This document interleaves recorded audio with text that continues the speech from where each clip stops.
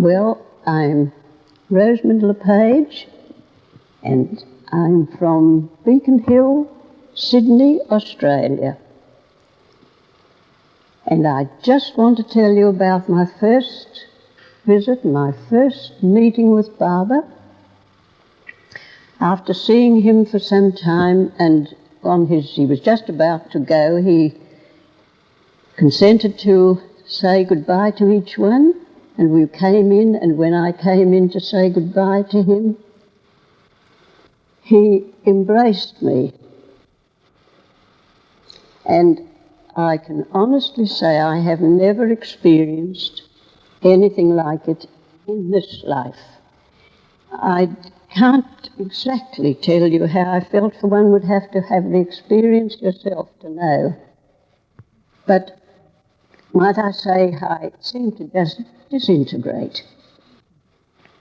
It seemed as if my human self, the spiritual seemed to take over, and I'm quite sure that had a lasting impression and will have for the rest of my life, for it's the greatest experience that I have had in my life.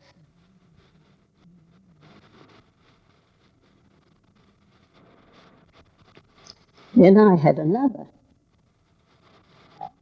I think rather an experience in a dream. I dreamt that we were sitting around a table and Baba was there and we were saying goodbye. He was going away and he happened to be sitting next to me, and I said, "And you're going away?" And he turned right round and looked at me, and I can see him now. And he said, "Yes, but you'll find me in the garden." Now, I have often wondered what that meant. It surely was not this flower garden here. And I've wondered if could it be the garden of life, or just exactly what would that mean? I have never quite, but it had a lasting impression on me. I have never forgotten it. I do get a lot from the garden, I will admit.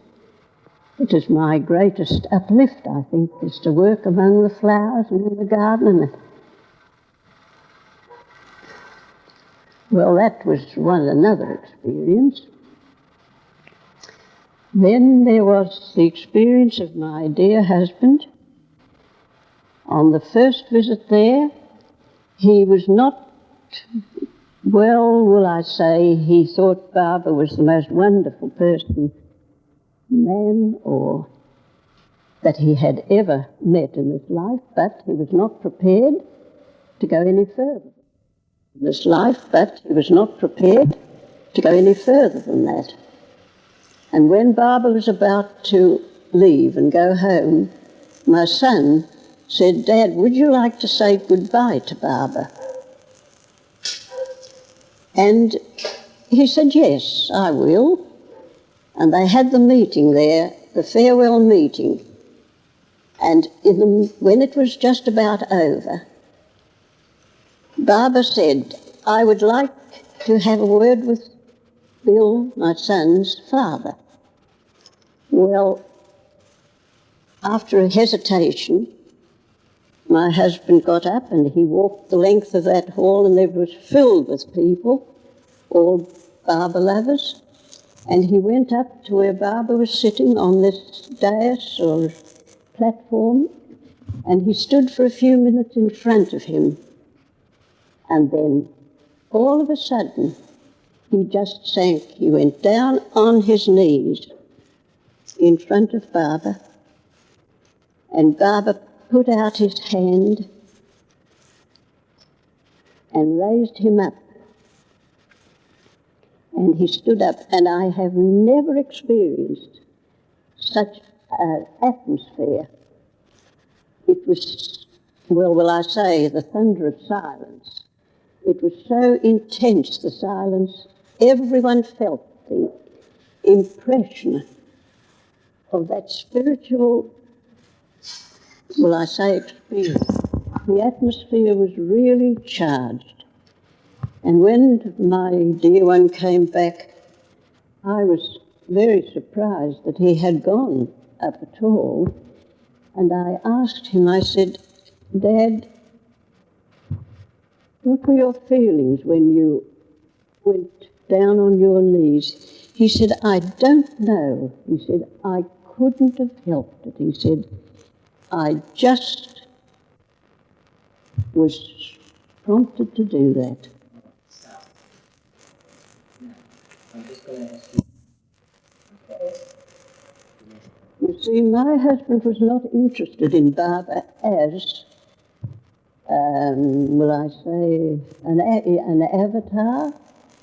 He was just accepting him as a good man and one of the most wonderful men he had ever met.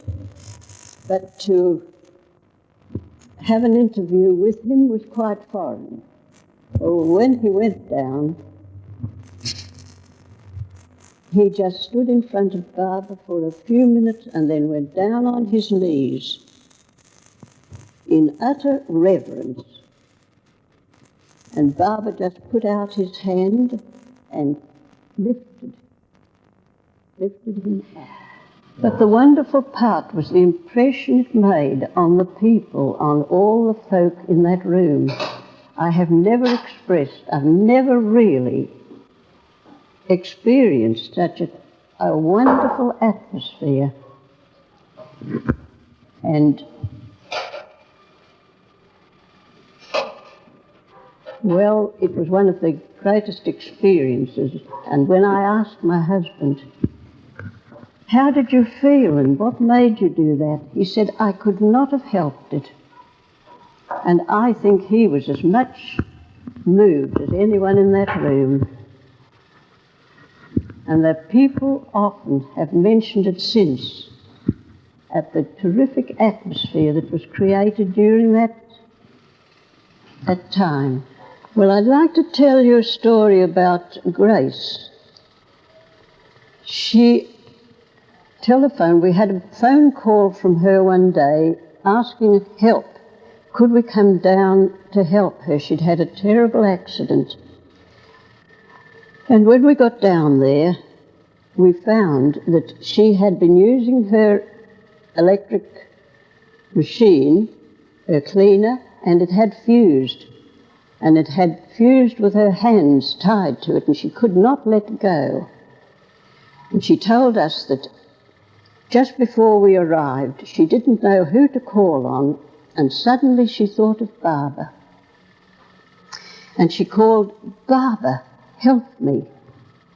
And she said it just dropped from her hands like that.